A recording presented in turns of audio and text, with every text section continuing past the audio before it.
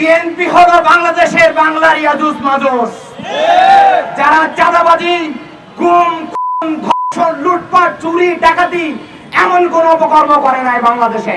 এই খুনি বিএনপি, চোরের দল বিএনপি, চাঁদাবাজের দল বিএনপি কে আপনারা রুখে দেন।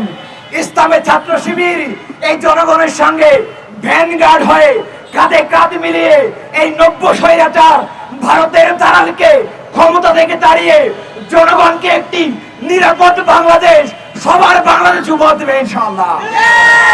এক সময় হাসিনা বলতো এ দেশ তার বাপের দেশ।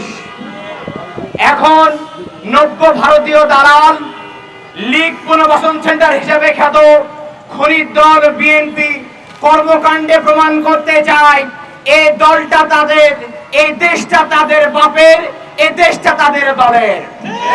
তাদের ভাবখানা দেখে এমন মনে হয় জনগণ তাদের কাছে বাংলাদেশকে লিজ প্রদান করেছে, যারা দিয়েছে। সংগ্রামী উপস্থিতি, আপনারা জানেন গুম, খুন, লাশ এবং ত্রাসের রাজনীতি ছিল ডাইনি হাসিনার। সেই ডাইনি হাসিনার পদাঙ্ক অনুসরণ করে ফ্যাসিবাদ কায়েম করতে গিয়ে নতুন একটি দল বিএনপি, যারা নতুন ডাকাত দলে পরিণত হয়েছে। দেশের প্রত্যেকটি স্কুল, কলেজ, বিশ্ববিদ্যালয়, ব্যাংক, বিমা, মাঠ, ঘাট এমন কোন জায়গা বাকি নাই যেখানে তারা দখলদার এবং ডাকাতি করে নাই। সংগ্রামী উপস্থিতি, আমরা বলতে চাই বিএনপি হলো বাংলাদেশের বাংলার ইয়াজুজ মাজুজ। যারা চাঁদাবাজি, গুম, খুন, ধর্ষণ, লুটপাট, চুরি, ডাকাতি এমন কোন অপকর্ম করে নাই বাংলাদেশে। বিগত 1 বছরে দলীয় স্বার্থ রক্ষা করতে গিয়ে, ব্যক্তিগত স্বার্থ হাসিল করতে গিয়ে নিজ দলের শতাধিক কর্মীকে তারা নিজের হাতে করেছে। ইসলামী ছাত্র শিবির প্রতিষ্ঠার পর থেকে এখন পর্যন্ত বিএনপির সন্ত্রাসী সংগঠন ছাত্রদল আমাদের 32 জন ভাইকে করেছে। শুধু তাই নয়, আরেকটি সন্ত্রাসী সংগঠন যুবদল আজকে আমাদের প্রিয় ভাই শিবিরের কর্মী সাইফুল্লাহকে গাইবান্ধা হত্যা করেছে।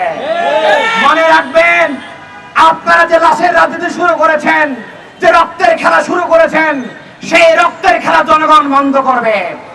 যে রক্তের খেলা আপনারা শুরু করেছেন, সেই রক্তের খেলা জনগণ সমাপ্তি টানবে এবং এর দায় এমন ভাবে আপনাদের নিতে হবে যে আপনারা কল্পনা করতে পারবেন না। আপনারা জেনে থাকবেন, স্কুল কমিটির সভাপতি নিযুক্ত করে কমিটি দেয় ডিসি এবং ইউএনওরা। সেই স্কুল কমিটিতে বিএনপি কি করে তাদের কাজ কি আমরা এখনো বুঝতে পারি নাই।